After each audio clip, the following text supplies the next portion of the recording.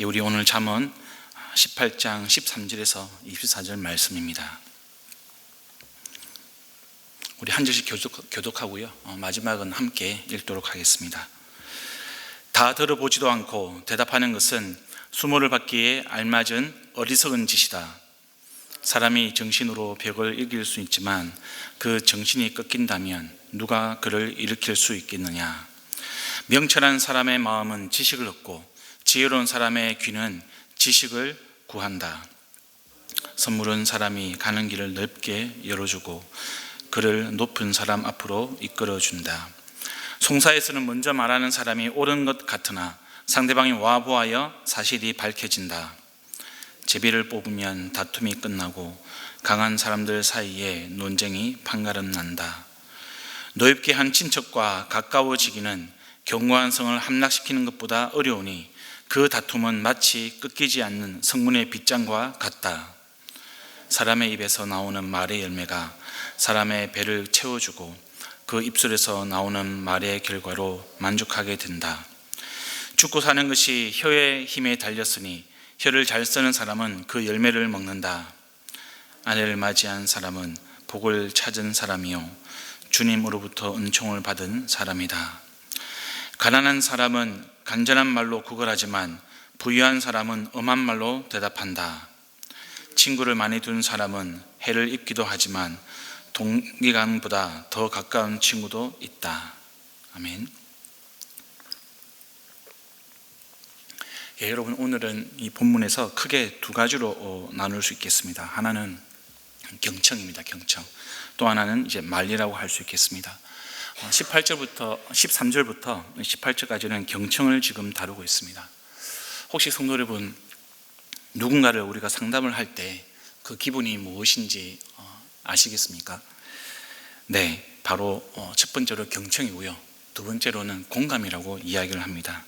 물론 이 공감도 이 경청에 대한 반응이기 때문에 크게 보면 경청에 들어간다고 볼 수 있겠습니다. 그만큼 이 잘 듣는 것, 상대방의 말을 듣는 것, 경청이 굉장히 중요한 것입니다. 우리가 상대방의 말을 경청한다는 것은 우리가 상대방에 대한 존중을 포함하고 있습니다. 상대방을 배려하는 것을 포함하고 있는 것이죠. 13절부터 18절까지 내용이 그것을 잘 보여주고 있습니다. 13절에 보니까 다 들어보지도 않고 대답하는 것은 경청을 제대로 하지 않는 것을 의미하는 것이죠. 저자는 이것을 지금 어리석음이다 이렇게 표현을 하고 있습니다. 반대로 경청을 제대로 하는 것은 그런 지혜롭다는 것을 의미하는 것이겠습니다.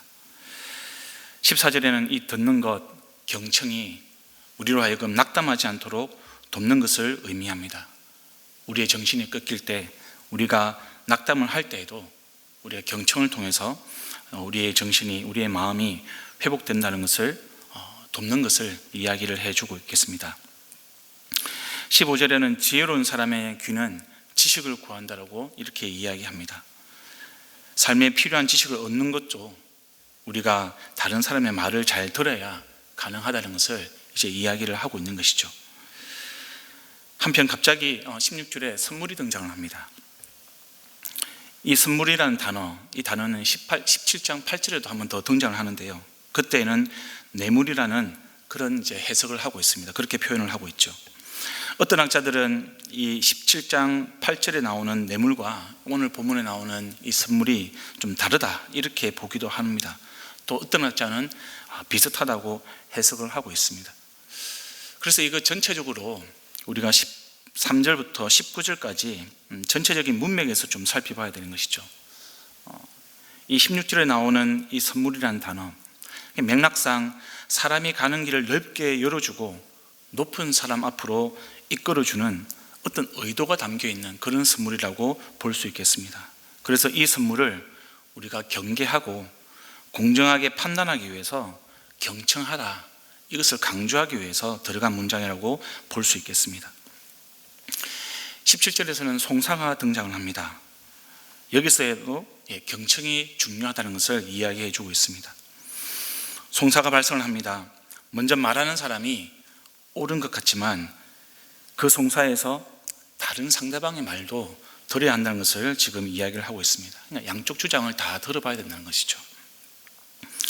이것이 송사라고 되어 있지만 꼭 어떤 법적인 다툼을 이야기하는 것은 아닙니다. 그것만을 의미하는 것이 아니라 어떤 시시비비를 가려야 하는 그런 상황들, 그 모든 과정들을 다 포함하고 있는 것이죠. 18절에는 제비뽑기가 나오는데요, 양측의 주장이 팽팽하게 결론이 나지 않는 상황, 그 상황이 좀 전제가 되었다고 보시면 되겠습니다. 양측의 주장을 다 들었습니다. 그런데 어느 주장을 편을 들 수가 없는 그런 상황, 그럴 때 우리가 보조적으로 문제를 해결하기 위해서 제비뽑기를 할 수 있다는 겁니다. 그렇다고 해서 이 제비뽑기가 가장 좋은 방법이냐? 아니요, 그렇지 않습니다. 가장 바람직한 것은 제비뽑기를 해서 상황을 해결하는 것이 아니라 서로가 경청하고요, 서로 소통하고 합리적으로 합의점을 찾아가는 것, 그것이 가장 중요한 것이죠. 13절부터 18절까지 19절까지 모두 듣는 것에 대한 교훈입니다. 요약하면 경청의 중요성을 강조하고 있는 것입니다. 여러분, 이 경청의 의미는 사전적인 의미가 있고요, 또 상담학적인 그런 의미가 있습니다. 사전적인 의미는 귀를 기울여 듣는 것이다, 이렇게 우리가 표현을 하고 있습니다. 그러니까 흘려 듣는 것은 경청이 아니죠. 제가 가끔씩 우리 아내로부터 자주 듣는 지적이 있습니다. 그러니까 귓등으로 듣는다는 거죠. 귓등으로 듣는 것. 여러분들은 어떻습니까? 경청을 잘하는 그런 부류에 속하십니까? 아니면 좀 경청을 잘 못하는 그런 부류에 속하십니까? 근데 이 경청이라는 것은 또 상담학적인 측면도 있습니다. 상담학적인 측면에서는 이 경청을 소극적인 경청 그리고 적극적인 경청으로 좀 나누고 있습니다. 우리가 좀 슬기롭게 경청하기 위한 방법들이 좀 우리가 유념해서 봐야 되는데요, 소극적인 경청은 특별한 반응 없이 듣는 경우를 이야기합니다. 물론 이때에도 최대한 상대방의 이야기를 듣기 위해서 노력을 해야 합니다. 상대방이 내가 모르는 이야기를 하더라도, 좀 내가 관심이 없는 이야기를 하더라도 듣는 노력을 하는 것, 갑자기 우리가 말을 하다가 내가 관심이 없다고, 내가 모르는 이야기라고 화제를 다른 데로 돌리거나 중간에 반박하는 그런 것을 하지 않는 거죠. 상대방이 말하는 이유와 동기에 대해서 우리가 파악하는 그런 노력을 기울이는 겁니다. 여기서 좀 더 한 걸음 더 나아가서 적극적인 경청이 있습니다. 상담학에서 굉장히 강조하는 부분이죠. 우리가 들을 때 피드백을 보여주는 겁니다. 우리의 반응을 보여주는 것이죠. 이 피드백에는 약한 피드백이 있습니다. 맞장구를 쳐주거나 추임새로 호응하는 것이죠. 상대방의 말을 내가 듣고 있다는 것을 의식적으로 표현해 주는 겁니다. 아, 그렇구나. 정말 대단하다. 이런 반응을 통해서 상대방의 이야기를 내가 잘 듣고 있다는 것을 표현해 주는 겁니다. 강한 피드백도 있습니다. 이 상대방이 말하는 것을 다시 한번 반복해서 요약해 주는 것이죠. 그러니까 지금 당신이 말하는 건 이런 것을 말하는 거군요. 혹은 이해가 되지 않는 부분을 질문하는 방법도 있습니다. 이것이라고 생각하는 것이세요? 혹은 마음을 물어보는 방법도 있습니다. 그때 마음이 어떠셨어요? 우리가 피드백을 할 때도요, 우리가 취해야 될 지혜로운 태도가 있습니다. 시선은 상대방을 향합니다. 상대방의 몸짓, 말투에도 신경을 씁니다. 그리고 우리가 편안한 자세로 상대방이 이야기할 수 있도록 자세를 취해주는 것, 그리고 말을 끊지 않는 것도 굉장히 중요한 우리 경청의 자세라고 할 수 있겠습니다. 제가 잘해가지고 여러분이 이렇게 이야기하는 게 아니라요, 저도 잘 못합니다. 그런데 제가 이 목회 상담을 배우면서 상대방과 함께 대화를 나눌 때 이런 적극적인 경청을 하니까 이 마음이 열리는 것을 보게 됩니다. 말을 듣는 사람도 말을 하는 사람도 다 마음이 열리는 것이죠. 19절부터 24절까지는 이 말에 대해서 이야기하고 있습니다. 바로 말이 영적인 힘이 있다는 것, 영향력이 있다는 것을 지금 이야기해 주고 있는 겁니다. 19절을 보면 여러분, 저자는 말 때문에 관계가 깨어지기도 하고 그 깨어진 관계가 회복이 힘들다는 것을 이야기해 주고 있습니다. 20절에는 이렇게 기록을 하고 있습니다. 사람의 입에서 나오는 말의 열매가 사람의 배를 채워준다. 그 입술에서 나오는 말의 결과로 만족하게 된다. 이어서 21절에 이렇게 기록을 하고 있습니다. 죽고 사는 문제가 혀의 힘에 달렸고 혀를 잘 쓰는 사람은 그 열매를 먹는다라고 이렇게 기록을 하고 있습니다. 우리가 잘 아는 속담에 말 한마디에 천냥빚을 갚는다라는 속담이 있습니다. 근데 말의 힘이라는 것이, 우리 믿는 사람들의 말의 힘이라는 것이, 우리 사람의 말의 힘이라는 것이 이런 경제적인 이익 그 이상이라는 것을 우리가 유념할 필요가 있겠습니다. 여러분, 말에는 영적인 권세가 있습니다. 영적인 힘이 있습니다. 왜냐하면 우리가 천지를 말씀으로 창조하신 하나님의 형상을 따라서 지음을 받은 존재이기 때문에 그렇습니다.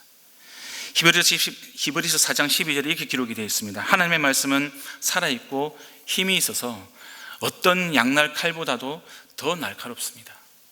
그래서 사람 속을 꿰뚫어 혼과 영을 갈라내고 관절과 골수를 갈라놓기까지 하며 마음에 품은 생각과 의도를 밝혀냅니다.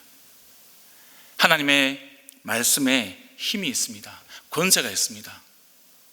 마찬가지로 그 하나님의 형상을 따라서 저와 여러분이 지음을 받았습니다. 우리말에도 권세가 있습니다. 힘이 있습니다.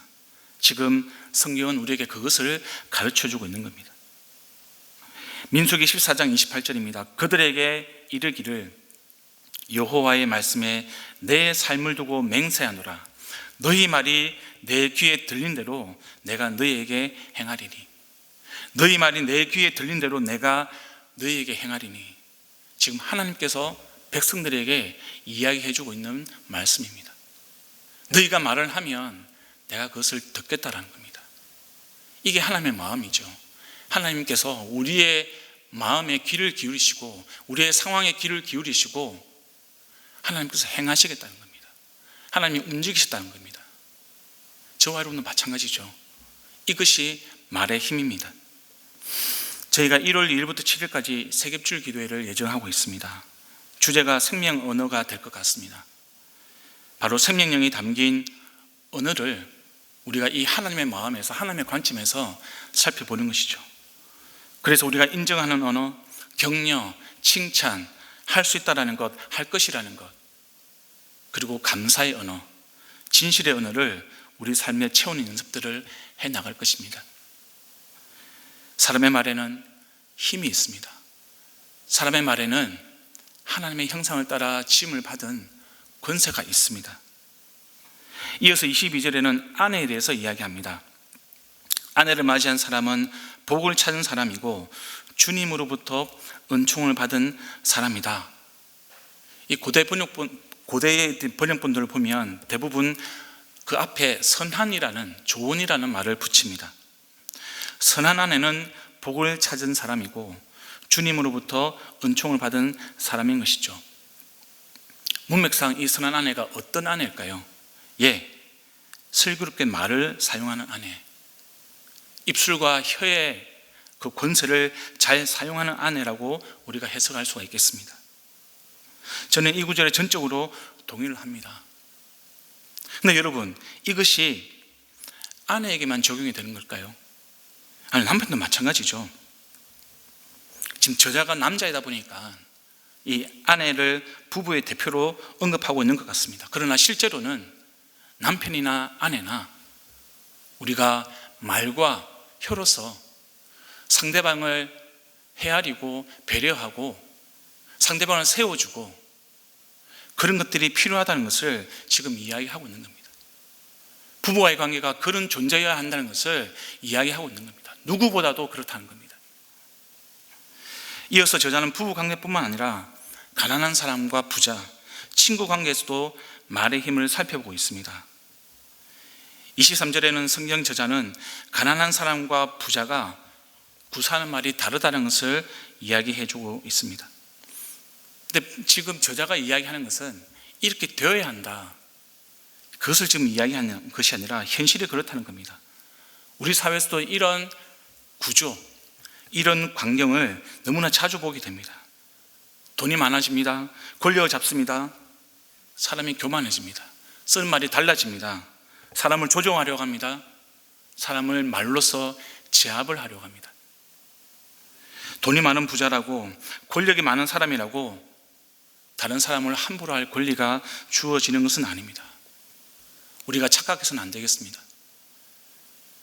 우리가 말의 힘을 다른 사람을 제압하기 위해서, 다른 사람을 굴복시키기 위해서 사용하지 말라는 겁니다. 관계에 있어서 그런 말을 사용하지 말라는 겁니다. 사람을 세우고 사람을 살리는 일 가운데 우리가 사용해야 된다는 것을 지금 저자는 관계를 통해서, 사람들과의 관계를 통해서 지금 우리에게 당부를 하고 있는 것이죠. 성도 여러분, 듣는 것과 말하는 것, 이것은 단순하게 어떤 인간의 의사소통, 그런 수단에 머무는 것이 아닙니다. 사람은 하나님의 형상을 따라서 창조되었다고 말씀을 드렸습니다. 우리가 어떻게 듣고 우리가 어떻게 말하느냐에 따라서 우리는 사람을 살리기도 하고 사람을 죽이기도 하고요, 관계를 세우기도 하고 관계를 망가뜨리기도 합니다. 저와 여러분이 영적인 힘과 영적인 영향력을 가지고 있습니다. 듣는 것도 그렇고요, 말하는 것도 그렇습니다.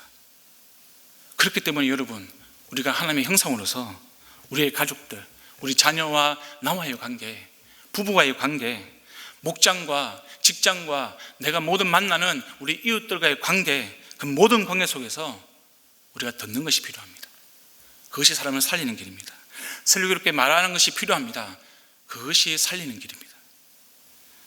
우리가 듣는 것과 말하는 것을 통해서 오늘 하루도 생명을 살리는 우리 주님의 백성이 되기를 간절히 축복합니다. 이 시간 우리 말씀을 기억하면서 함께 기도하겠습니다. 우리가 듣는 자가 되게 하시고 우리가 말하는 자로서 하나님의 형상으로서 듣고 말하는 것을 통해서 하나님, 내가 속한 공동체 가운데 살리는 자가 되게 하여 주시옵소서.